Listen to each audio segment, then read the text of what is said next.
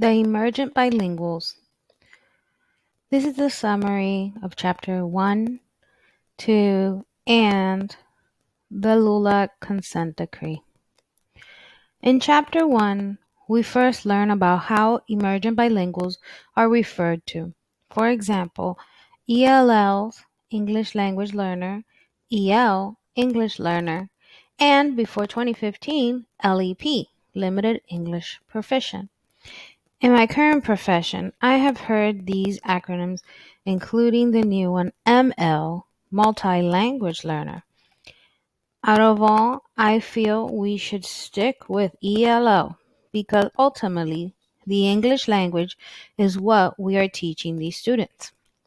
A study in 2015 indicated that students designated as EL were not graduating at the same rate as those who are English proficient. Many educators argue that students require more than 4 years to learn and use English in the way that school and state assessments require. Many of the teachers that I work with at our high school would probably agree with this. I have seen this firsthand at the high school.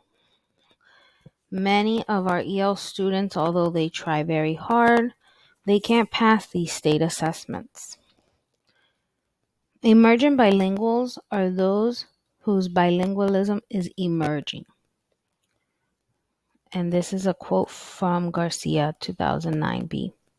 Thinking of these students as emergent bilinguals has important consequences not only for them, but also for teachers, policymakers, parents, and the language profession as a U.S. society at large. Giving emergent bilinguals a name that does not focus on their limitations means that their family language practices are seen as educational resources. Many of our students that are EL, when their parents, tell them, oh, maybe they shouldn't be speaking Spanish at home so they can learn the English, we always encourage them to speak both languages. Speak Spanish at home, English at school, so they don't lose their native language. And in one of the videos this week, I saw a teacher also saying that that's what she recommends at her parent meetings. So in Chapter 2 of the book, who are the emergent bilinguals? So in Chapter 2, we learn who are the emergent bilinguals. How are these students identified, counted, and designated? Each state uses a different assessment for the identification of emergent bilinguals. According to the table designed by the U.S. Department of Education,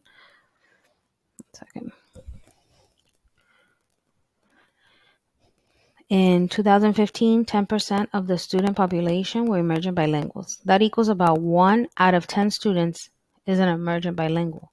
This was in 2015. I cannot imagine what the percentage rate is now with all the immigrants entering the U.S. recently, especially in Florida. Just in Key West, we have seen a huge surge in immigrant student enrollments.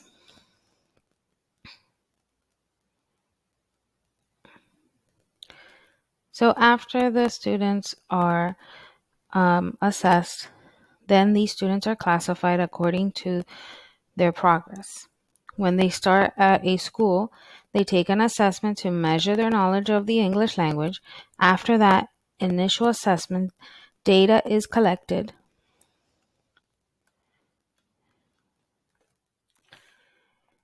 At each new assessment measuring their progress. The home language survey is another way that they classify these students. That is given at the beginning when they are enrolled, and that will begin the classification process. If any language other than English is spoken at home, the process begins, and that's when a student might be labeled EL, ELL. In my school, we use the WIDA standards mentioned in Chapter 2. We use the WIDA standards-based proficiency test for reclassification. After WIDA testing these students, we can measure whether they've made progress or not. Emergent bilingual students live all over the United States. However, states like California, Texas, Florida, New York, and North Carolina have the largest number of emergent bilinguals. Emergent bilinguals are not only Spanish speakers. Any student that speaks another language other than English is considered an emergent bilingual. For example, Europeans, Asians, Pacific Islanders, Haitian Creole students. They come from different ethnicities and races: Hispanic, Asian, Black, white, and so on. According to the 2016 U.S. Census, emergent bilinguals are overwhelmingly Hispanic or Latino, though. EOS, after reading the chapters in the book and watching the videos from the videos, I saw, I saw how some students reflected, some of the teachers reflected from when they were considered EL students, and they expressed they felt like outcasts in the classroom because they did not speak the language. And I have seen that in some classes. But nowadays, there's many ways that we can include the emergent bilingual student in many activities in the class, especially like math, science, social studies. The EL students bring diversity and culture to the classroom.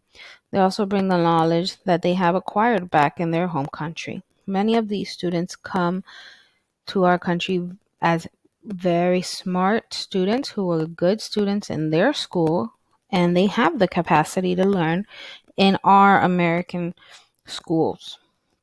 The National Educational Association has trainings to help teachers find strategies to help the EL students, and this is great for professional development days at schools for teachers to learn new strategies, because there's always something new we can learn to help these students.